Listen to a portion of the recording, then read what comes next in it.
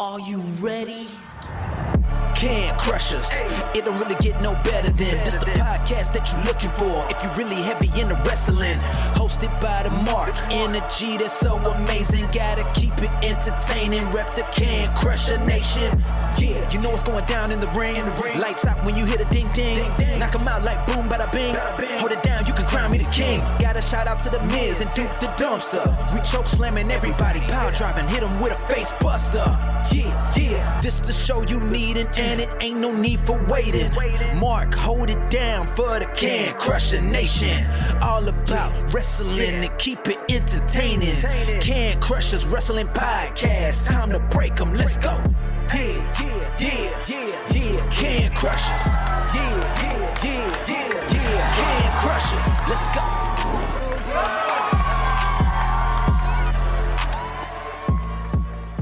Ladies and gentlemen, boys and girls, children of all ages, welcome back to another Can Crushers Wrestling Spotlight Edition. I am your host, Mark the Mark Martinez. Guys, as you can tell by the thumbnail, my guest this week is the Barbie Killer herself, the straight edge ass kicker, Hayley Shadows. Yes. This has been a long time coming, actually. I've been wanting to reach out to Hayley for a while, but then like something just bebops in and somebody gets a spot, and I don't like having people booked for a long time because then they forget this, that, and the other. But Hayley put something on her socials, and I'm like, yes, this is the time. Hayley's opened a spot for Can Crushers to reach out and grab her. And we did. We're going to make this happen. I'm excited. We're going to be able to talk to Hayley Shadows about her 10-plus years of wrestling. And I have an amazing fact here with my notes that we'll get into it. We'll get into it when we get into the podcast. So Hayley Shadows is on the line waiting, but we have to do a couple cool things first. We have to tell you about Collar and Elbow. All the cool kids are wearing Collar and Elbow. Hats, hoodies, tees, sweats, all that cool stuff. You can too if you go to collarandelbowwrestling.com and use the promo code Can Crushers. All one word, capital C in Can, capital C in Crushers. You will save 10%. That's pretty awesome. Head over to our websites, which is cancrushers69.wixsite.com/cancrushers, and you can check out our Wood and Maneuver page. You can check out our other page that has our tumblers and, cool stuff like that. So you can, as you're wearing your Collar and Elbow and Wood and Maneuver shirts and all that other cool things, you can drink your beverage. I'm not saying what kind of beverage, but you can drink your beverage out of a Can Crushers tumbler. That would be awesome. Guys, you know where to find us. Instagram, iTunes, Spotify, Facebook. The list goes on and on. I know, I conglomerated all of them, but anywhere there's socials, it's at CanCrusher69, Apple Podcast, yeah. And if you want to be part of the show, CanCrusher69@gmail.com, and we'll set you up or slide into some of our DMs. You know how it works. Come on, you're smart. You're wrestling fans. Yes, we got this. Here comes Al Snow to tell you more about Collar and Elbow. Remember, the promo code is Can Crushers. All one word, capital C in Can, capital C in Crushers. And then, Hayley is ready to tell us her story. Wrestling. A love and a passion we all share. I've started a wrestling brand. The wrestling brand. A brand founded on the aspects of wrestling. Two entities working together to create a product that connect emotionally for people everywhere. Collar and Elbow is the brand. Passion and love for wrestling is the drive. I am Al Snow, and this is Collar and Elbow, the wrestling brand.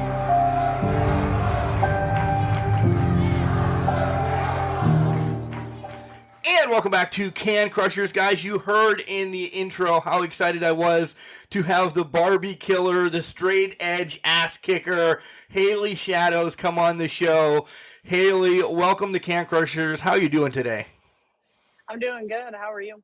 I'm stoked. I really am. I kind of told everybody in the beginning that the story I told you that I was going to reach out to you, but then things got busy, and then you were busy, and this and that. And I'm like, she posted that So that means, Mark, open your eyes up and grab Hayley because she's ready to be on Can Crushers now, essentially, right? Oh yeah, for sure. I had to take like a little break from the road pretty much because of COVID and everything. But like now that everything's pretty much opening up and stuff, I get to like be on the road more. So when I'm like on the road for long periods of time, like that's like my favorite time, I think, to do like podcasts and stuff, because it's like I have so much like undivided attention just to do podcasts and stuff. So I knew I was going to be on the road for quite a while these past few days. So I like posted that and got like a lot of feedback. So that's really cool. That's awesome. Are you on your way to Dallas? Can you give us that spoiler? No.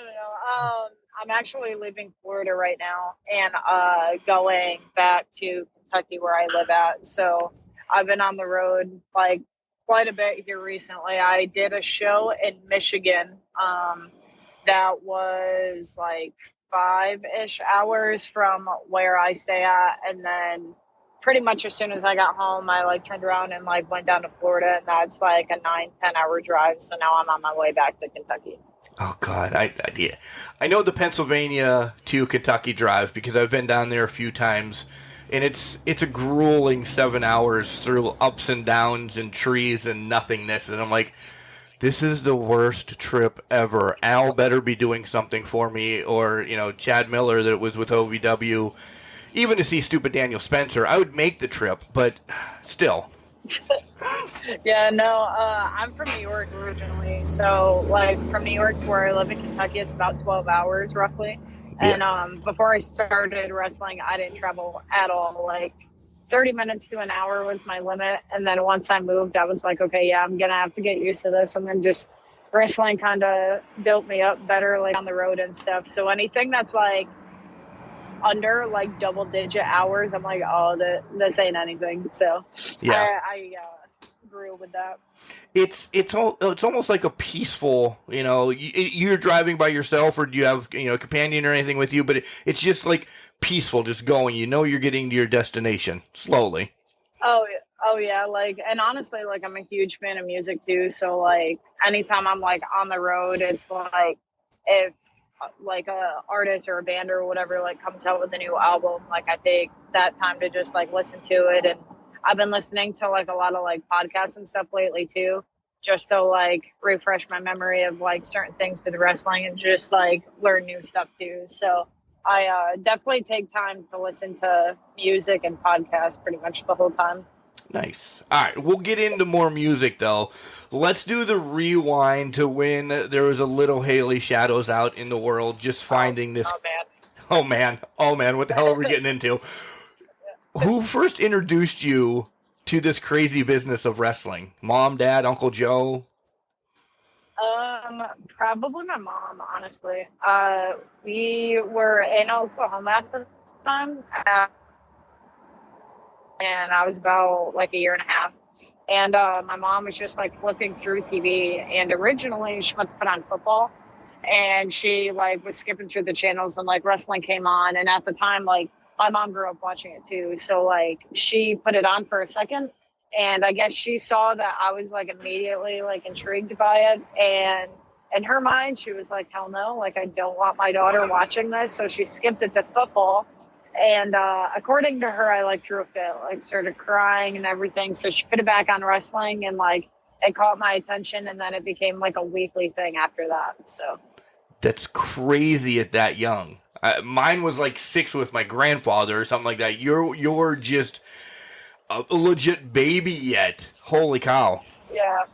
It was, it's crazy because like, just like other wrestling friends and like even friends that just like watch wrestling, like, oh yeah, I started watching it when like, like early 2000s, stuff like that. I'm like, no man, I've been watching this since like 93, 94. So right, that's my time.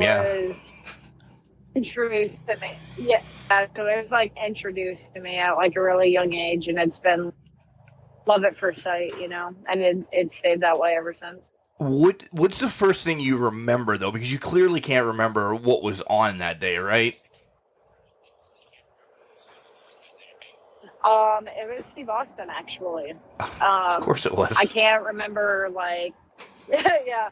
I can't remember the exact match or anything like that, but I do remember seeing him, and like that's what really like brought my attention to it. And then as I got older, he stayed my favorite, and it just got worse and worse. Me like literally being like 5 or 6 years old and getting sent to the principal's office, and my mom would have to come and get me because I was flipping off kids on the playground and stuff. Um, so it definitely became like an instant inspiration from Steve Austin. To flip off 6-year-olds. Oh yeah, I'm in love with you for now. That's sure. awesome. Yeah, like oh my god, I remember like being really young and my mom getting so frustrated because it's literally like midnight and I'm like 6 years old, like practicing the stun around like my like those little wrestling buddies that would like Yes. yell "ow" and stuff every time you beat them up. Yeah, like I would be practicing like stunners on like my Sting and my DDP buddies, and my mom would walk in and I would like immediately pretend to be asleep on the floor, and she knew that like I wasn't, you know. And she's like, "Okay, we can't be doing this." And she would try to ground me from it, and it never worked. This is stuck in my head. Were you taking milks during lunch and then smashing them together, drinking them like Stone Cold as well? Okay, I didn't do it with milk. There used to be in the '90s, there was like these barrel juices that was like WWF themed, and it had like Vader and the Undertaker and Mankind and stuff on the caps. I And know like them you could well. collect. I bought a case of Yeah, those, by the way. yeah, it was those. Good. Good. So Stone Cold's definitely a favorite. Definitely wouldn't have pulled that out of you. But who else did you trickle towards watching as a young age? DX was definitely like a big thing for me too. I remember like seeing China for the first time. I believe I was like 6 or 7, and like just having this mindset of like, I feel like normal 6 or 7 year olds would be like kind of intimidated by her, but like it was the polar opposite for me. Like I was like, oh my god, like she's beating up the guys and she's like their size. She was definitely one that I latched onto as a kid, and then eventually like the Hardy Boys, and I really got into like watching the Undertaker too.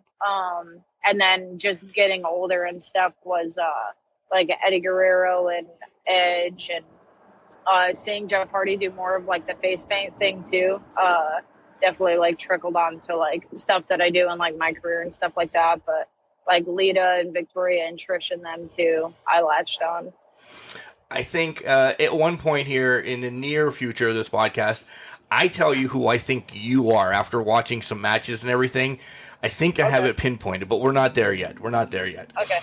I got you. So at such a young age, you knew you were going to be a wrestler. And I hear this all the time. I knew my first match watching it. All right, you really did.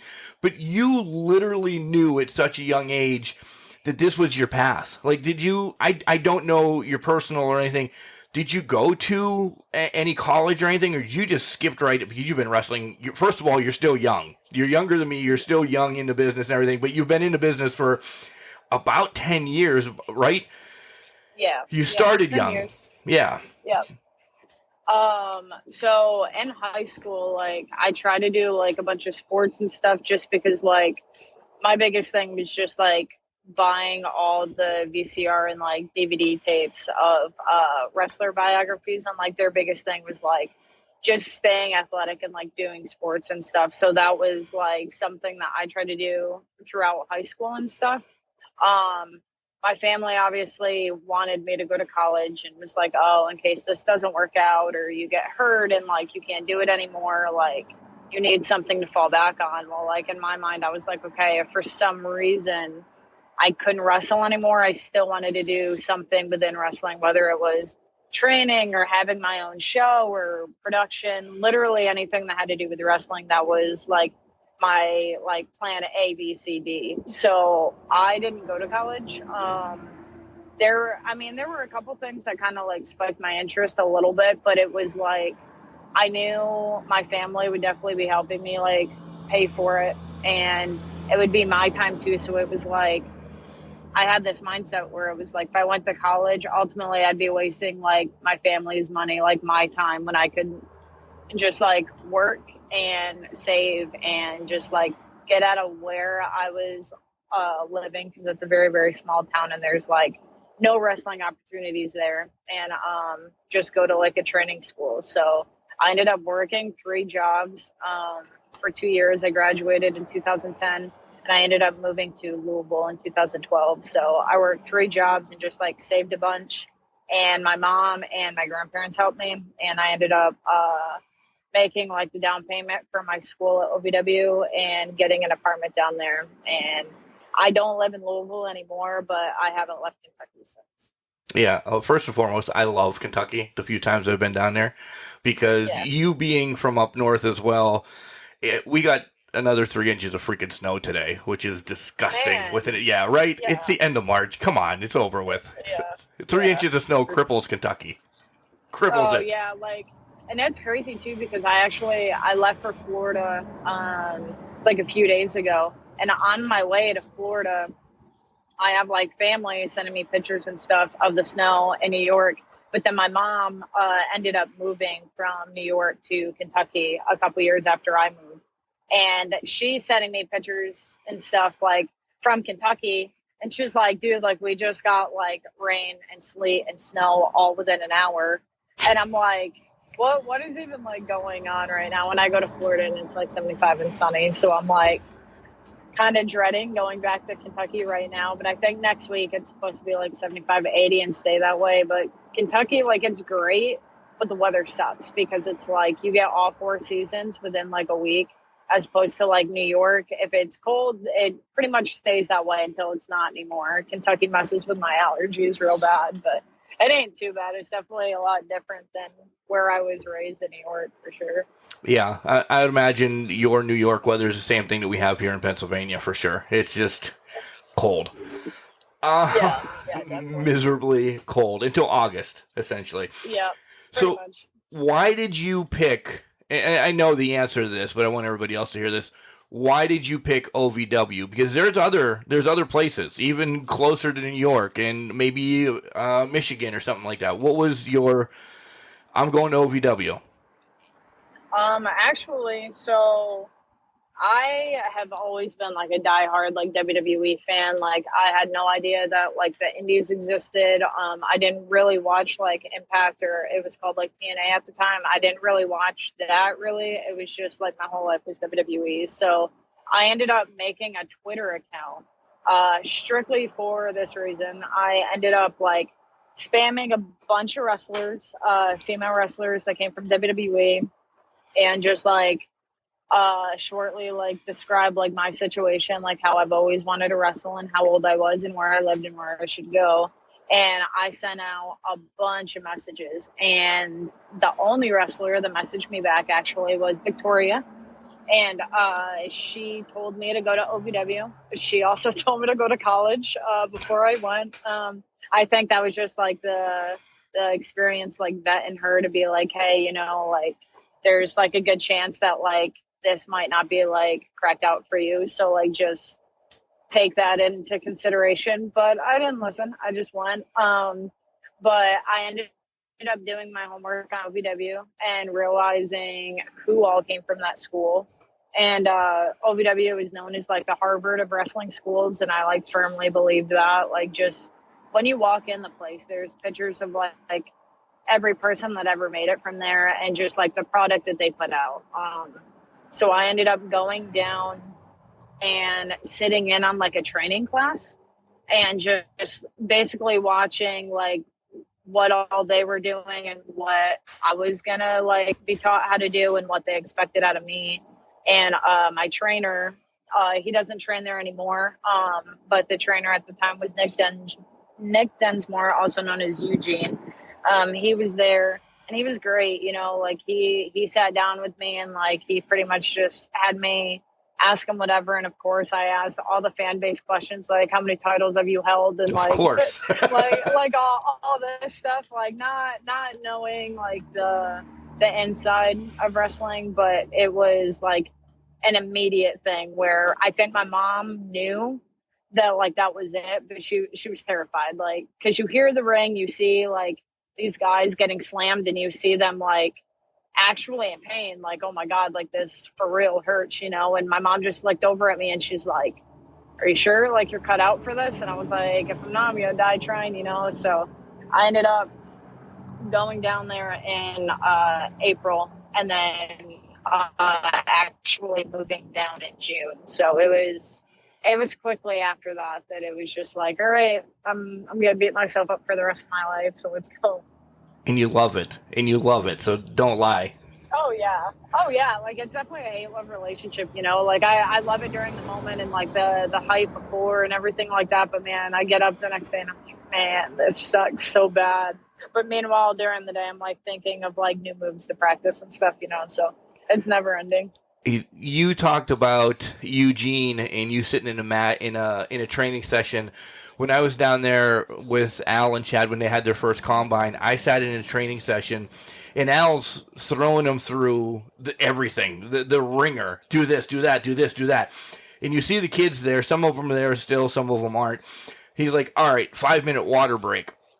These kids just sit instantly. Oh, and then Al just starts regurgitating stuff to them.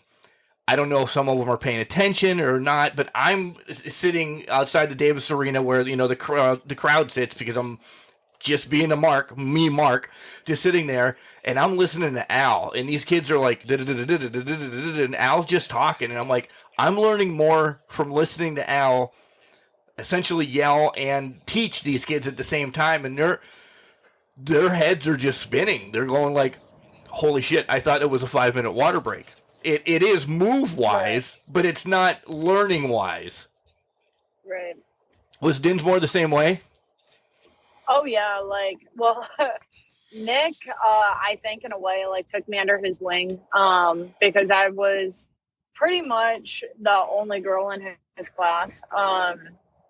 And I broke down to him, like, multiple times, like, look, like, this isn't just, like, a training thing for me. Like, this isn't like, okay, I want to train for a couple months, have my first match, and that's it. Like, this is literally something I want to do for the rest of my life, whether I financially make a career out of it or not. So I was very, like, hungry for just, like, the physicality, but also, like, the knowledge behind it, too.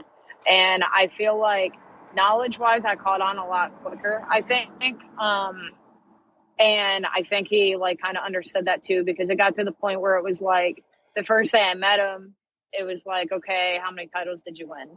But then a couple months later, I'm like, okay, I need help with like character work, like my facials and how I move around the ring. And like, I think he really took into consideration that it was like, I was more or less trying to get like extra credit in a way. Like I always wanted to learn. And I think like we had a really good class when I was there. I honestly believe it's like me and one other person in that class that wrestles still.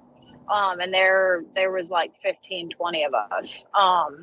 So that just like goes to show how hard this shit is. Like yeah. A lot of people don't get it, but it's hard. Like it's easy getting your foot in the door, but it's actually like staying there and actually opening the door and like going in is what like is probably the hardest. But Nick, he was great. Like he made us do the drills, and there were times where he would not let us stop until all of us puked. And like to a lot of people, they're like, man, like that's harsh. But like looking back on it now, I understand like why he did it, because he wanted to see if like this is something we really wanted. And like I appreciate it so much now, because like it sucked. It definitely sucked. But it was one of those things where like, even though I'm like puking my brains out, I'm like, dude, like I wouldn't do this for anything else. This and is awesome. I love puking in a ring. Right. Yeah. So like he definitely worked us like physically to the like bone pretty much, but he also would be like, all right, like the last 30 minutes or last like 20 minutes, we're going to sit in the ring and like, I'm going to ask you guys questions and we're just going to talk. And he actually helped me a lot too, because like I was training there and helping them set up the ring, and I did camera work there, running around the ring during TV and giving water to the boys and stuff like that. But like on the weekends, like if OVW didn't have house shows, because we did them at the time, like he would have me like basically like drive him to like other indie shows. So like I got pretty much like extra knowledge, because he would be like, hey, like, are you open like this Saturday? And I'd be like, oh yeah, definitely. Like, where are we going? And like, I never drove on a highway, by the way, until Nick. Oh And God. and I was scared to death. And he forced me. Like, he was like, look, this is what we're gonna do, you know. And he helped me. And there were times, man, where like we'd be on the road and he'd be like, hey, can you stop at the airport real quick? Like, we're gonna pick someone up. I'd be like, cool. And then Billy Gunn gets in my car and I'm like, what the hell? Like, nervous as hell, because I'm like driving these guys, but then at the same time, like, they're just telling me these stories and like just like educating me. So I'm like 19, 20, getting like training like 2 to 4 days a week, and then also helping out with OVW. But then my other days, like, I'm giving like Nick rides to shows and just like picking his brain. So I think I got like a little more than like what other people were getting, because like, not to be like a dick, but like they just like weren't hungry enough. Like, it was, they were content with doing like 2 to 4 hours of training a week, and then that was it. But like, I was just like, nope, like, give me everything. So Nick saw that, I think, and he was just like, all right, like, I'm gonna give you this until until you can't take it anymore. And 10 years later, I'm still sending Nick matches and messaging him and being like, hey, like, can you tell me what sucks and what doesn't? And I'm always hitting up Nick and just like asking his input, for sure. So much out of that. Quickly, so Nick's probably one of your, if not the best friend in wrestling that you have. Oh yeah, like I definitely looked up to Nick a lot. I've gained like a lot of friendships in the business, and I'm so grateful for. But I also think that Nick is one of those, just because like he was like my first trainer, so it was like he's not afraid to be like brutally honest with me. And I got that with like a couple other like trainers and like vets that have wrestled longer than I've been alive. But you know, there's people that will watch your match and be like, oh yeah, everything was great, but like, no, it wasn't. Like, there's always something to nitpick, you know. So like I'm very, very grateful that I have like people like Nick and like a couple others that are just like, hey, like, just so you know, this was good, this was awful, you need to work on this, and this is why. So I'm really, really grateful for Nick. That's awesome. That within itself, that story covers this podcast, because I didn't know Nick was your trainer. I don't deep dive into information anymore, because I like hearing it from you or whoever I'm talking to. I really didn't. So that's cool. I always have respect for him. The way he pulled off all his characters, he was full-fledged. I'm speaking that he's passed, so I'm not speaking like that. I don't mean it like that. But when he was doing his characters, he was all in about everything he did. You could tell that he was in the business for the business of entertaining and, you know, beating people up in wrestling and stuff. Right. And like that's the crazy thing too. Like, where I grew up in New York, the closest like bigger city we had, Binghamton, New York, they would come to like that arena when I was younger and wrestle and stuff. And I remember meeting Nick when I was like way younger, and he was doing the Eugene character. And like, even when he was signing autographs, he was still in character, which is something that, like, looking back on it now, a lot of people really weren't in tune with. It was like they were that character on camera, and then off camera they were, you know, just who they were. And Nick really followed through with all that. So I don't know, just like, I respect that as a fan. Yeah. And yeah, I don't want to say this mean. When I meet you, I want to meet Hayley. Right. I don't want to, your whatever the hell your name is, I don't want to meet that person. I know Hayley. Right. That's what I want to see. I don't want to see Bob the Builder.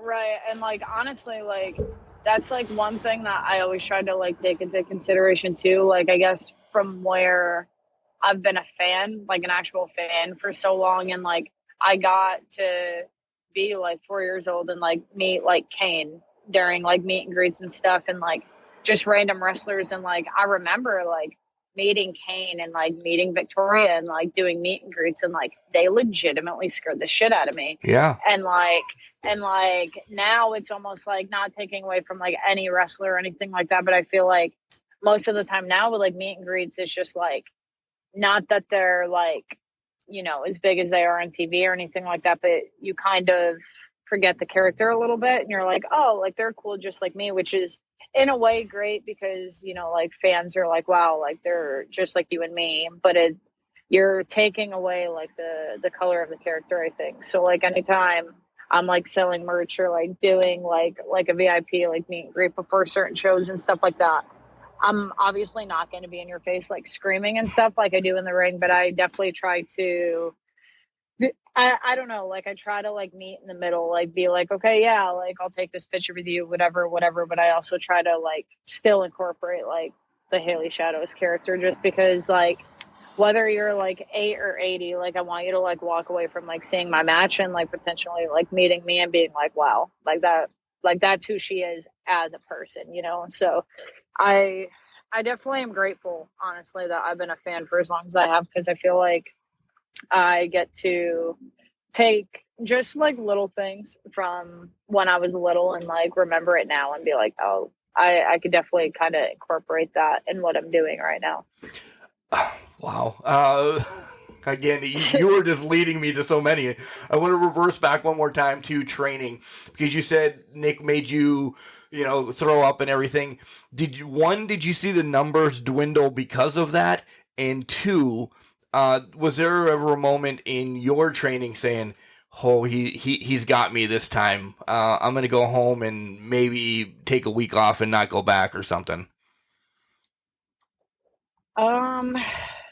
Honestly, like I'm not even gonna lie, like training definitely had like its pros and cons for sure. Like I I feel like it wouldn't be normal if I didn't say that there wasn't a point where I was like, okay, like am I cut out for this? Like there were times where like I would go back to my apartment in Louisville and be like, man, am I cut out for this? Like, am I really like gonna be any good? Because there were certain things I like couldn't get, like bumping. I couldn't really get. Like the first time I ran the ropes, like I literally almost like busted my neck. Like I almost fell through the ropes, you know. And it certain days just sucked, you know. But I think even now, like being out of that element and like doing matches and stuff, like there's times where I think any wrestler really like gets in their head and they're like, damn, like kind of have like a hate love relationship for this. But it gets to the point where even in tough times, like during training and stuff, like I remember like when I was a year and a half and like what got me into this, and when I was 5 and 10 and 15 and stuff like that, where it was like I like will forever have like this ever loving, like burning passion for wrestling. So it was like, got to a point where I just got, I want to say like so aggressive with like my passion where it was like, I don't even care like how many times you make me squat or how many times you make me puke. Like how many times like the wind's going to get knocked out of me literally for bumping wrong or something. Like I'm still going to get up and I'm still like going to give you everything, because like at the end of the day, like I did so much to get there. So I was like, there's going to be absolutely no way that I'm stopping. Good. I love hearing that. I love hearing that. All right, this is a point that a while ago we said we are going to transition. I want to know who Hayley Shadows is to you. But this is where I'm going to give you the 3 from the matches kind of that I've watched and, you know, some of your promos and stuff. So these people, you've mentioned most of them. I see Lita in you because of the moves and stuff like that. I see Lita in you. Definitely Jeff Hardy, half the face paint, so that kind of trickled into, you know, so they go hand in hand. And the other one, because you're screaming and you're a little bit crazy and da-da-da-da-da, Gangrel. Those are the 3 yeah. that I put into your, you know, little thing. How close am I? Now you can shit on me and say, nope, that's none of them. No, I definitely can like see all 3 of those, honestly. Like incorporating in like my character work. I like to honestly like looking back on certain things and just like right now, like in current matches, like there's certain things that I like would like to, I guess, like portray. Like Steve Austin, like I said, is like always been like a huge inspiration and like Not that, you know, I'm straight edge, I don't drink alcohol or anything like that, but like just his attitude that he brought, whether he was baby or heel, like as soon as he hit the ring, like, you know, oh man, like he's about to kick someone's ass. And that's kind of like what I like to portray. And honestly, whether I'm a baby or a heel, as long as I know that it's like okay for that show specifically, because I know like on the indies, like certain shows like not allowed to curse and stuff like that. Right.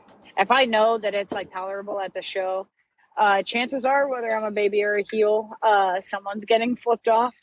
Yes. So I like to incorporate Steve Austin for sure, but I like to like honestly, I kind of like to feel out certain things. Like I've been really trying to, I want to say kind of like incorporate old school Undertaker a little bit too, just as far as like when he was doing when he was like in the big stable and like he was like The more Ministry or of less Darkness type? Okay. like where he was pretty much like the leader of like a cult essentially. Like that's kind of like my mindset with certain things where it's like I might not move super fast, but like I want to be like creepy and like when I hit something I want it to be almost devastating. Like, oh my God, like I think she might have really like killed this person, you know? So I don't know. I really try to break it down. Just as far as like entrances and moves and just like selling and like even when I pin stuff like that, like I really now I think I'm trying to bring in like the art of it really. So like Steve Austin and Undertaker, and honestly, in a way, I would like to say like the demon part of like Finn Balor too. I like to study a lot and really try to incorporate that because most of the time I crawl to the ring and stuff. Yep. So like so I kind of try to incorporate that too. But you're pretty head on with certain things. I honestly wouldn't even have thought of Gangrel, but now that you say it, like especially the New Brood Exactly. thing that he did, Yes. like that's one of my favorite stables. Like as a kid, like my mom would get so mad. I'd have like red Kool-Aid, just like spit it in the living room, and she's like, "Dude, what the hell are you doing?" So like, I definitely can see where that plays into because Gangrel was the man when he did all that for sure. I just put this new carpet down. Damn it. Will you stop? Literally. She would get so mad. She's like, "You just stained your brand new shirt." That's great. Like Great. the patience my mom had is unbelievable. So once you went full bore, I do want to talk about Mom for 5 seconds, if you don't mind. Once you go full bore into this, Mom is on board and waving the flag and making merch for you and everything, or is she just like, okay, I don't know yet? My mom was definitely on board. I don't know if that was because she believed in me or she knew she didn't have a choice or both. But I got really, really lucky actually because my mom knew from a very young age, and you know, we had family and her friends being like, "Dude, like you need to tell your child to go to college and like think of something realistic." But my mom was very, very amazing with stuff like that. Like she was like, "Nope, this is who she is. Like this is what she's always wanted to do." And I would much rather her at least try with something she's passionate about than her not give a shit about something and she's not passionate. So my mom always was like taking me to like every wrestling show, every meet and greet, like literally anything that she could do, like literally down to like standing in the cold for like 4 or 5 hours for me to meet wrestlers and taking me to like Toys R Us to get action figures. And just like as I got older, you know, like she would buy me the DVDs and the CDs and tickets to go to the shows. And as like it progressed into me wrestling, like she's like helped me like design like t-shirts, and like anytime I have like a new t-shirt or something, she's like promoting it to like all of her friends and like always talking about me to her friends, and like she's like helped me like buy my merch. And I mean honestly, like when I first started wrestling, like the whole inside of wrestling, it's not all like glitz and glamour, you know. Like I would call her and being like, "Look, like I have like no money, like, and I need to make this show. Like I'm not making money from the shows right now, you know, like I'm just trying to get my name out there." And she, without fail, like she would just send me money so I could like go to these shows. And she's still like super supportive. Like there's times for real where like I'll just call her and I'm like, oh my God, this is going on in my wrestling life right now. And I'll just talk to her about it, you know, and she gets so hype about it. Like she really does. Like when she goes to shows and stuff, like she loves when I'm the bad guy, because that means that she gets to be the bad guy in the crowd and like Oh, cheer of me. course. And, you know, so like her and my grandparents are like super supportive. And I'm like really, really grateful for that, because like wrestling is not something easy, more or less, to like tell your family like, hey, this is what I want to do, because like 9 times out of 10, like families aren't gonna support something that isn't like normal, you know. And A doctor, a lawyer, yeah.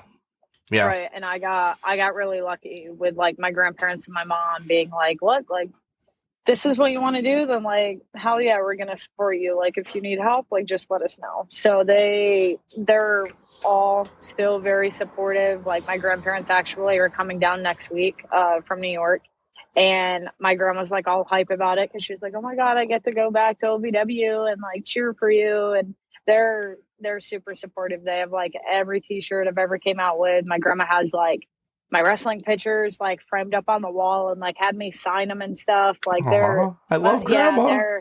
they're my biggest supporters for sure. Like I definitely would not be who I am without them. Your hype squad. Oh yeah, always. All right, let's pause from wrestling for a minute and talk about some of this other stuff that you want to talk. And we'll get back to wrestling, trust me. You talk about you're a huge music fan. All right, so what are you listening to right now? So many questions, I'm going to throw them all at you. What are you listening to right now? What's your hype backstage to get you ready for the match? Most played song, all of that stuff. Well, I'm probably going to get like a lot of hate for this, but I don't really care. I'm a huge fan of like Machine Gun Kelly being like punk rock. He just came out with an album like the other day, and that's what I was listening to going to Florida. The Chili Peppers are like my number one band, though. They're my all-time favorite. As far as like what I listen to, like before I go out, and like the music that gets me hype is like A Day to Remember, In This Moment, Pretty Reckless. Poppy, she actually sings like one of my theme songs. Yep. I Prevail, just stuff like that. But I have a very different music taste than most. Like I literally can be listening to like A Day to Remember and like Avenged Sevenfold, and within like 2-3 songs I'm listening to like Shania Twain. So it's very like diverse. But no, I like, most of the time I like music that gets me very like hype and like ready to wrestle or lift. That's, I don't know, anything that's like Warped Tour themed, like that's pretty much like my anthem every time I'm in the car or whatever. But the Chili Peppers, like they're the top. Like nobody in my eyes can beat them. So that's definitely my fave. Do you go by that, you know, the music that you listen to is the soundtrack of your life then, essentially?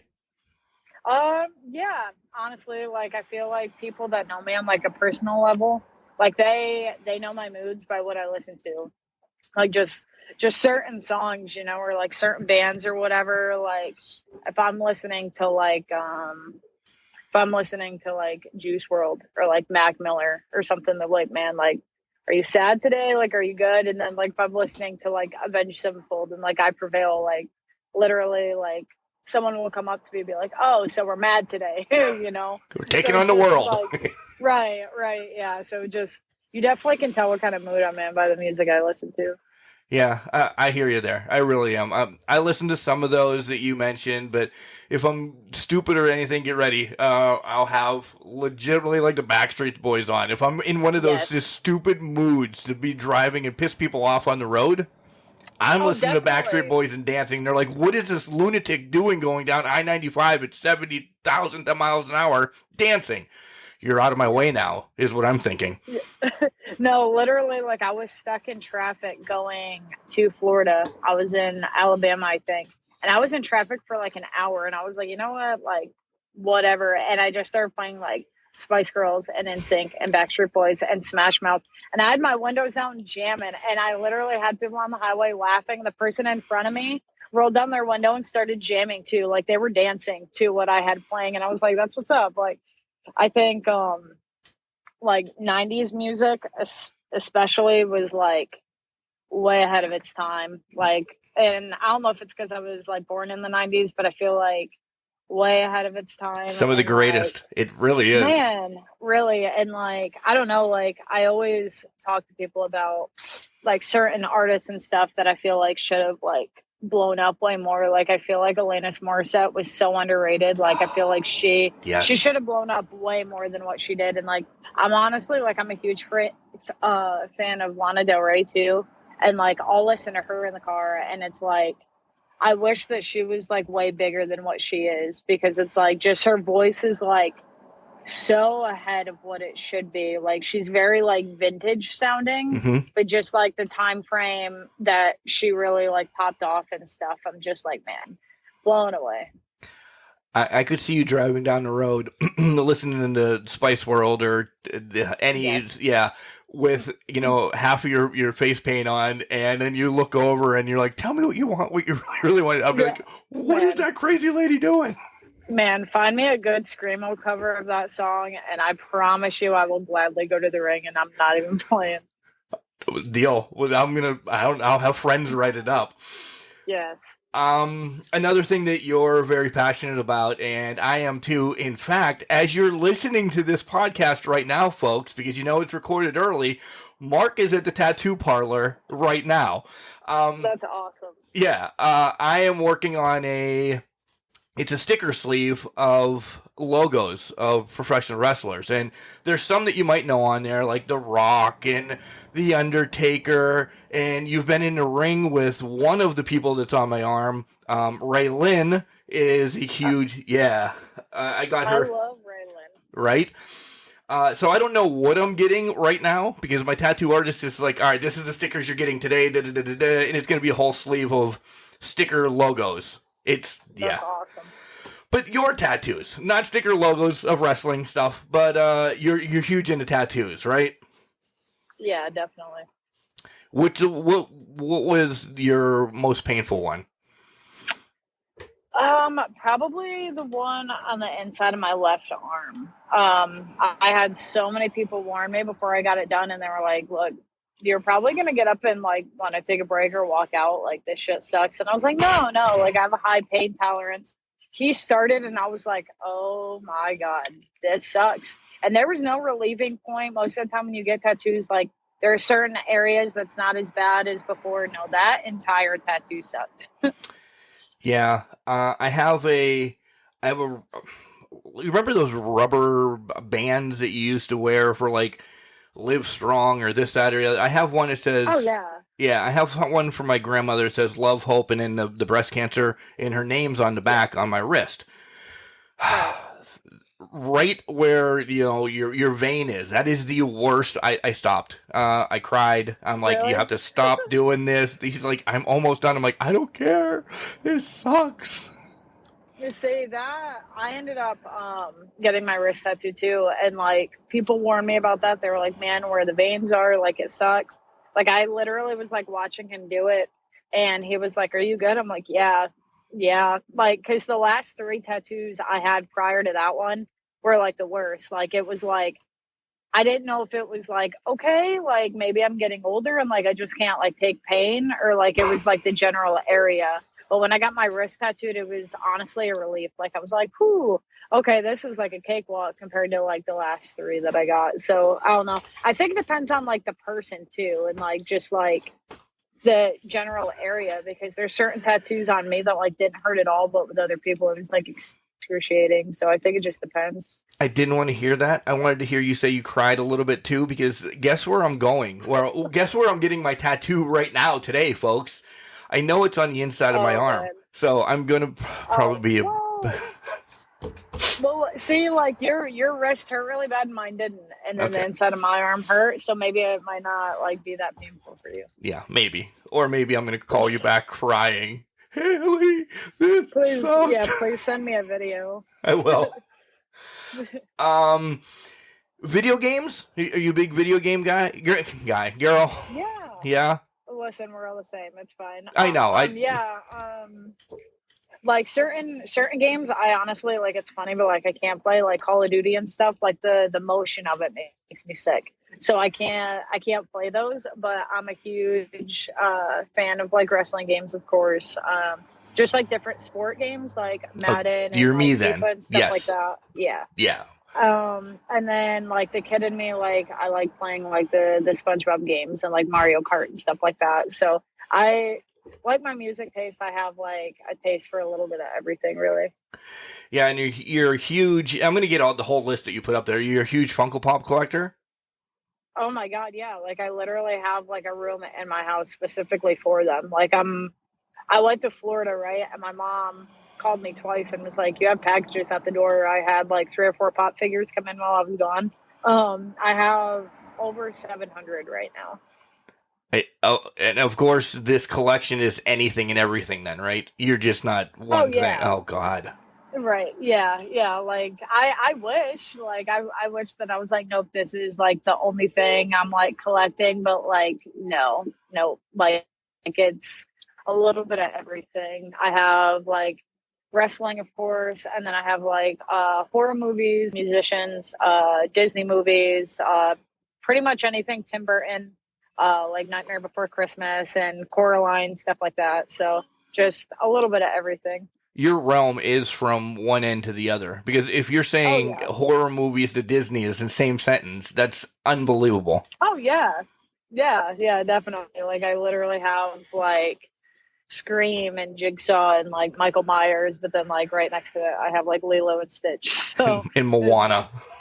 Oh yeah, no, literally. Yeah. So I have. I want to say it's like 715 or like 720 about right now. Do you have a goal for those? To stop. Like once I hit 1,000, I'm good. I have to I'm not stopping. Okay. Nope. And that's what's dangerous about it too. Like if they stopped making them, they're not gonna. That's a $1 trillion business. New sports players are out every year. Do you buy sports ones then too?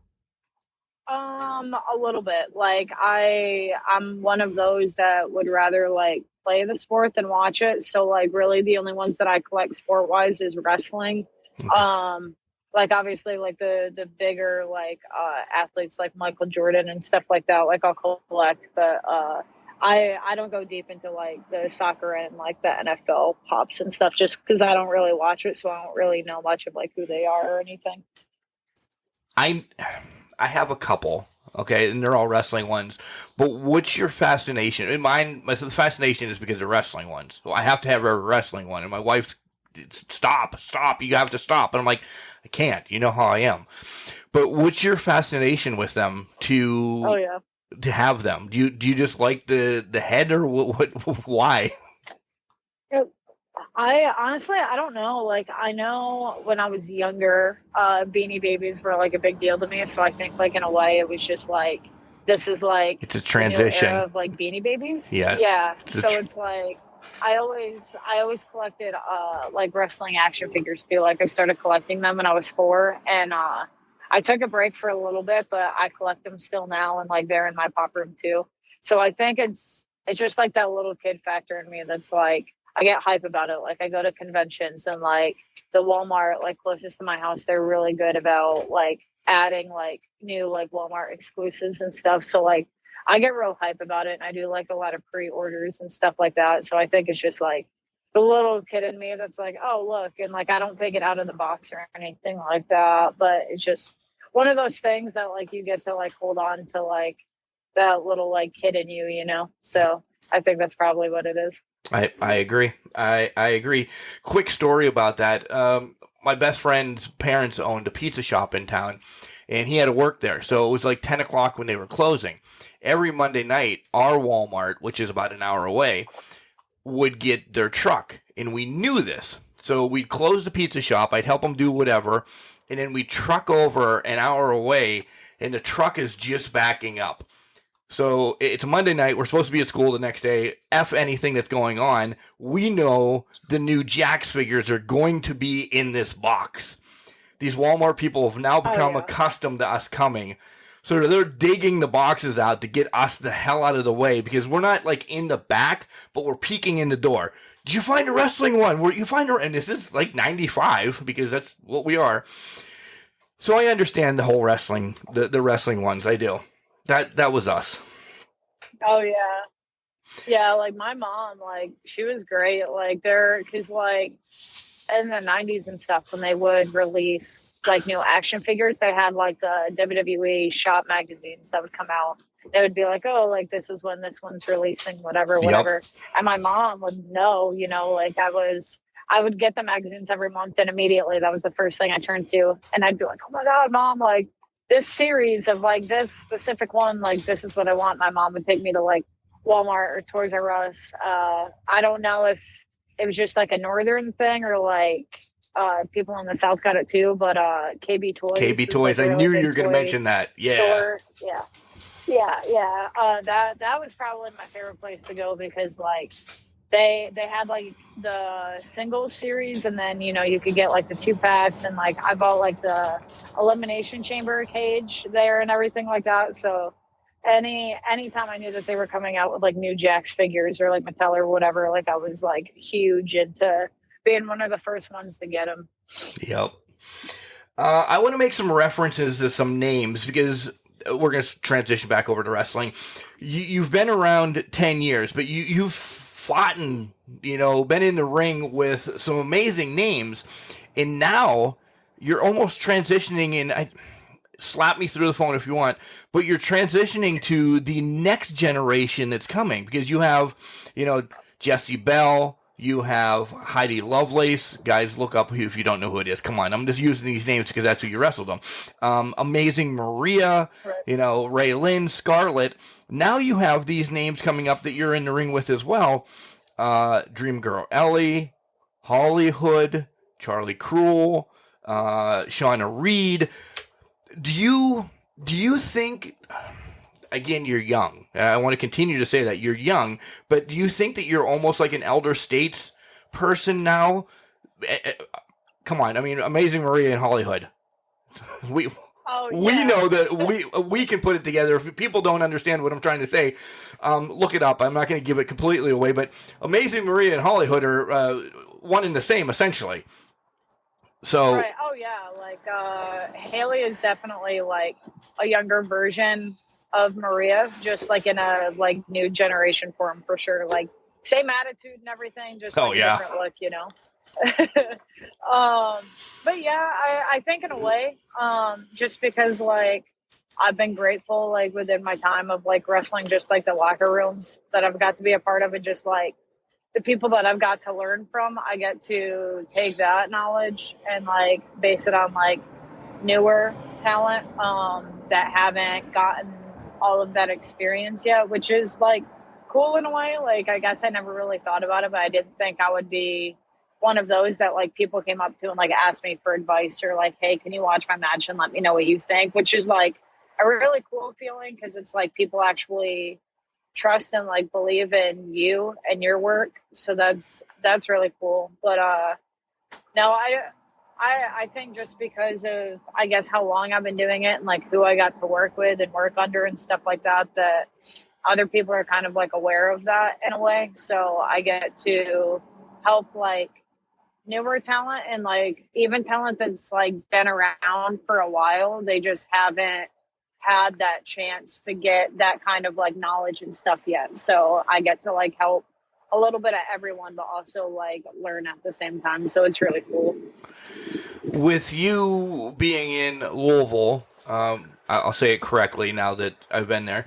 Are you gonna kind of hitch your tail to OVW more? Because again, there were some times that you were off OVW or on OVW, but you're more consistent now. Are you calling that a home base a little bit now?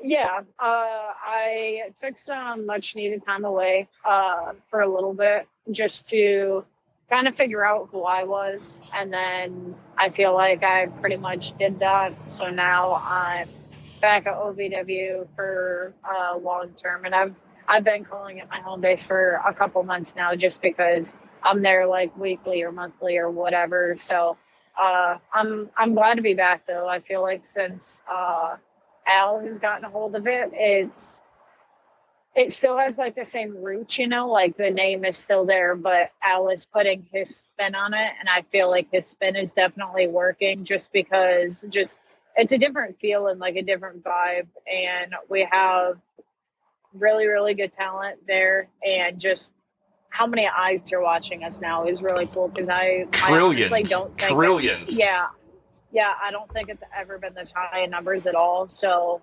just being able to like be a part of that and like having Al control all of that essentially and like being able to be a part of that is really awesome. Do you have any funny Al stories? You want to throw them under the bus? Oh my God, man. Like this guy is a maniac. Like who, like genuinely like the person that he was like with WWE and stuff like that's literally him as a person. Like he's a fucking weirdo. Like there's these magnets backstage in the production room and like the magnets are like a face really. So it's like you have like two like huge eyes and a mouth and whatever, right? Well, I'm sitting in there one day in production just because like I like learning like a little bit of everything. So I'm sitting there in production and Al has like the headset on, and he's just like talking through the headset, like to the camera guys and the ref and stuff. And he's freaking out because nobody's hearing him or listening, whatever. And he starts freaking out. Well, all of a sudden he like turns to the right of him, starts talking to like this filing cabinet where there's like magnetic faces. And I'm like, who are you talking to? He's like, oh, this is my new girlfriend. Like, she's the only one that listens to me. And immediately it just like hit me. And I was like, so is this like the new version of like the mannequin head? Like what is this, And like he just started laughing. Like that's honestly just like who he is as a person. Like he's very down to earth and goofy, but like serious at the same time. Like he's crazy. He trains dolphins too, right? Did he actually? Yeah. See, I had no idea. Yeah, he's a dolphin trainer. He legitimately from every realm. This guy is a genius across the board. Yeah. That is insane. Ask him. I had no idea. Yeah. Yeah, no, I definitely am. I'm going to see him on Thursday, so I'm definitely like, hey, can we have a conversation about something real quick? And then ask him about eating concrete in DuBois, Pennsylvania as well. Oh, God. Yeah. Okay. Yeah, I got you. That one was pretty bad. So 10 years in the business, what have you seen change in that 10-year realm? Because essentially a lot has, but what's really stood out for you? Man, I feel like everything's changed really, but I feel like, honestly, I think the biggest thing that's like changed is just like the differences and everything. There's not just one like poster child for something, like it's like for females, you don't have to be a size 0 and like spray painted blonde anymore. Like you can be like different sizes, different colors, like bring different like characters to life. And like same with the guys too. Like it's not like, oh man, we need all big guys or, oh, we need like all like lightweights, like just there's so many different characters and energies now. Even like when I started and like, I mean, it's long, but it's not that long, like just 10 years. But I mean, like when I started, it was like, not that everybody looked the same, but it was pretty much the same like energy throughout like the first match to like the last match, at least on like the indies and stuff like that. So like now when you go, it's like you have, like the jock, and then you have like people that are just like monsters, but then you have people that are like creepy, but then you have like the Barbies and the princesses, like there's like a little bit for everybody on like each indie show that I've ever been a part of. So I think that's like the greatest change now, that you're not just force fed one thing and that's all you're getting. Like you get a whole bunch of different things. It really is, and I hate to use the word entertainment. I'm stealing that from WWE, and I don't mean it mean, but it really is a show anymore. It's from comedy to death to blood to somebody's getting married to all in one indie show anymore. It really engulfs wrestling, I think, compared to what you just said. We got an action-packed event of all 7'7" guys wrestling each other.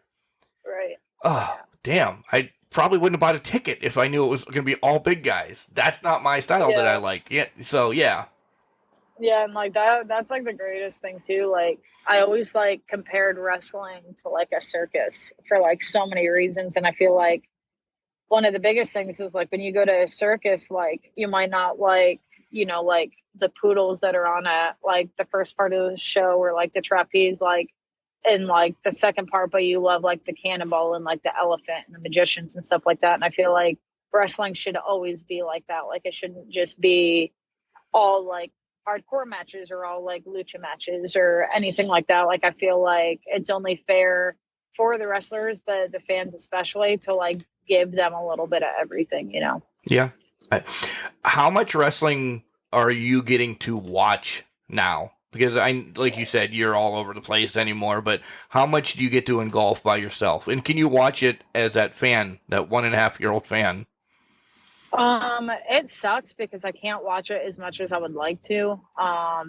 When I'm like working out or on the road or whatever, like I definitely like try to take that time as like to watch just like old and new product. I don't know. I feel like watching it now, I watch it as a wrestler and as a fan because there's still certain things that like really pop me, where I'm like, oh my God, that was so sick, but then at the same time, I'm like, holy shit, like, could I pull that off, So it's like, I'm like studying and like nitpicking, but I'm also like sitting down and watching it and being like, wow, that was like a really good show or a really good match. So, I definitely try to keep up on it, but just sometimes it's hard, but I've always been a fan of like the older stuff too. So anytime I get like a little bit of downtime, I try to watch as a fan and a wrestler. Are you watching Saturday Night Mania when Stone Cold's going to beat the shit out of Kevin Owens? Oh my God, I have to. Okay, like, I was making sure. I don't even care where I'm at or what I'm doing. Like 100%, like I'm watching. I wanted to go, but just because time and everything, like I'm not able to, and I really, really wish that I was, just because it's been so long since I've seen Steve Austin live. But no, I'm definitely watching it regardless. A couple more questions and I'll let you go. I know I said an hour, but we're vibing. It's all good. Can you look back at the 1.5-year-old, even a 6-year-old, and say, wow, I did this, I made it, and feel kind of like a superhero? And like, I don't want this to be taken the wrong way by like anybody, because I don't mean it in like a cocky way whatsoever, but like I always knew, like I genuinely like always knew, like it wasn't like in my mind as a child that like, oh, one day I'm gonna be like a champion, or like one day I'm gonna make it here. Like it was just like, I just knew that there was no other option. So it was just more so not like, oh, am I, just like, oh, like how long is it going to take me to get there, pretty much. So like I look back on it now, like seeing pictures of like the first time I went to a wrestling show, or just like when I was younger and having like the wrestling shirts and like the wrestling belts and stuff, and looking back on it now and being like, damn, like if anything, like I promised like that little version of me that like we were going to do this, and like I did. And it's really cool, because it's like, I feel like a lot of people don't get to kind of live that life. Whether like it's like a dream or not, like it's just one of those things that I always knew, but it is really, really cool to like look back on it and be like, damn, like little me would be really proud right now. Thank you for being honest, because there's times I ask that question and people are like, well, I don't know. Blah, blah, blah, blah. At least you said, you did your precursor of saying that you're not being cocky or anything, but you have to be. I want you to be, because that's essentially somewhat of the wrestling business, to say, fuck yeah, I knew I was going to do this. So thank you. You essentially said that without swearing like me, the trucker that I am. No, honestly, like, and I really don't mean it in like a bad way. It's just like, I've always had a passion for it. And it was just one of those things where it was like, I didn't care like how I did it or like how long it would take or how hard it was going to be. It was just one of those things that like I knew that I was going to get there eventually. It was just a matter of time, honestly. Last big question, and we have a couple, funny teasers, and then it's your time to give and promote and do all your thing. What has wrestling given you in your life then? It's given me like everything, honestly. Not to get like emotional with it or anything, but I feel like it definitely gave me a purpose. That's like one thing that I really cling to with wrestling. Like, even when all else fails and like your back's against the wall with just like life and reality in general, I feel like wrestling has always been my escape ever since I was young, and like just getting older and just like living life in reality, it definitely has given me like a sense of purpose. Like, this is something that you were made to do, and it's allowed me to travel. I have gotten very lucky with being able to like pay my bills with it, and I've got to always like return to like that home base within me, like being that little kid that like always wanted to wrestle. Wrestling has definitely given me more than I think a lot of people get in their lifetime. So I'm like really, really grateful. And like, I think a lot of people don't understand because they aren't like dedicated to like something or passionate about something. But I always said that wrestling was like my first love, like my marriage to wrestling, that you can hate it as much as you want, but like at the end of the day, you're never going to get divorced from it. Yep. And like, I mean that so much. Like, even though there's times where wrestling really has made me question a lot of things, at the end of the day, like I would choose that over absolutely anything. That's an amazing answer. Dream match, and I have a caveat on this, and I know it could have changed 6 times or whatever, but as of today, we're talking. The caveat is I want to know who, where, and the stipulation of the match. Oh man, could it be like anybody? Anybody like, ever? past, We're present? reincarnating people if you want to. Yes, I have the power. Holy. Okay. I would definitely say either like Monday Night Raw, like the Attitude Era, or like the ECW arena. Man, honestly, like dream match would probably be me versus Lita, of course. I would have loved to face off against Luna and China, obviously. But as far as like right now, like just as far as like people that are still in the business, stuff like that, Mickie James has been like a constant dream match for me, her and Victoria. And considering they both came from OVW, Yep. is like a bigger reason too. But yeah, right now, probably like the person that's like wrestling and stuff right now, the biggest dream match is Mickie James. Okay, so now see, I'm going to throw this out now. Boom, Mickey's off the wall because she's your Legends dream match. I want somebody that you're going to fight out of WWE and somebody out of AEW then. Oh man, okay. WWE, man, they have so many great people. That's hard. I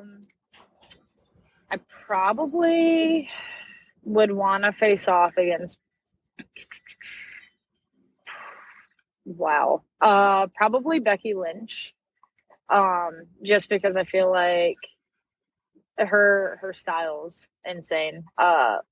Her Sasha, Charlotte, like just through the roof, like absolutely incredible. I figured it'd be one of the horsewomen. I really did. Yeah, So yeah.